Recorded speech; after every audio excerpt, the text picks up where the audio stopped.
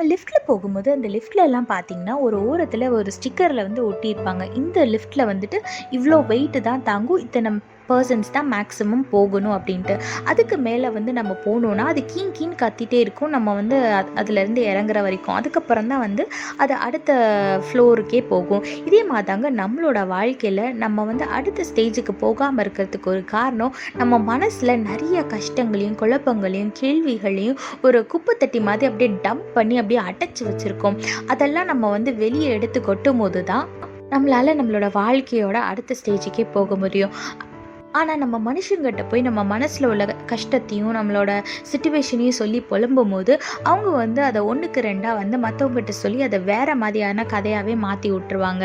அப்படி நீங்கள் எதையும் ஃபேஸ் பண்ணக்கூடாது. ஆனால் அவங்க மனசில் உள்ள பாரத்தையும் குறைக்கணும், புலம்பணும் அப்படின்னா உங்களுக்கான ஒரு சொல்யூஷன் இன்றைக்கி நான் சொல்ல போகிறேன். வேதத்தில் பாருங்கள், புலம்பல் 2:19 போட்டிருக்கு, எழுந்திரு, ஆண்டவரின் சமூகத்தில் உன் இருதயத்தை தண்ணீரை போல ஊற்றி விடுன்னு வேதத்தில் போட்டிருக்கு. ஆமாங்க, ஏசப்பா கிட்ட நம்ம மனசில் உள்ள எல்லாத்தையும் நீங்கள் ஏசப்பாவோட பிரசன்னத்தில் உட்காந்து அவர்கிட்ட நீங்கள் ஒப்படைச்சிட்டிங்கன்னா அவ்வளோதான். அதுக்கப்புறம் நீங்கள் அதை பற்றி கவலையே பட வேணாம். ஏன்னா ஏசப்பா அதை வந்து டேக் கேர் பண்ணிப்பார். எல்லாவற்றையும் யெகோவா ஈரேவா இருந்து ஏசப்பா பார்த்துக்கொள்வார். அதனால் நீங்கள் எத்த குறிச்சும் கலங்காமல் அவர் பிரசன்னத்தில் மட்டும் உட்காந்து ஒரு தண்ணியை ஊற்றுறது போல் எல்லாத்தையும் உங்கள் மனசில் என்னெல்லாம் இருக்கோ எல்லாத்தையும் ஏசப்பாட்ட புலம்பி தீத்துருங்க. ஏசப்பா எல்லாத்தையும் பார்த்துக்கொள்வார். அதனால் எதை குறிச்சும் கவலைப்படாமல் கர்த்தருக்குள்ள சந்தோஷமா இருங்க. கர்த்தர் எல்லாவற்றையும் பார்த்துக்கொள்வார். கர்த்தர் உங்களோடு கூட இருந்து உங்களை ஆசீர்வதித்து பாதுகாத்து வழி நடத்துவாராக. ஆமென். When you're using the lift in the shopping mall, you might have noticed a small sticker in the lift mentioning the capacity of the lift. For example, it will say maximum 10% or maximum some kgs. And if we are 12 persons in the lift will not move forward and it will give a beeping sound until the 2 persons get out. Likewise, in our life, if we want to go to the next stage of our life, we should pour out everything that you have dumped in your heart.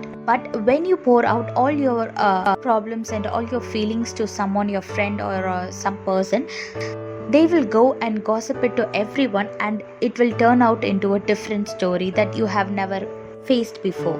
So what can I do in this situation? Well, don't worry, I have a solution for it. Look what the Bible says in Lamentation chapter 2 verse 19. Pour out your heart like water before the presence of the Lord. Yes, when you pour out everything that is in your heart in our Lord's presence, He will take care of everything. He will guide you. He will give you the knowledge to handle the situation and He will give you the solution to solve all of your problems.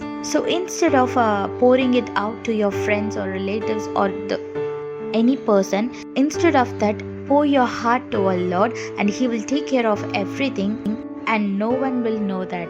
So pour your heart to our Lord and live a peaceful and blessed life. God bless you all. Have a blessed day. Amen.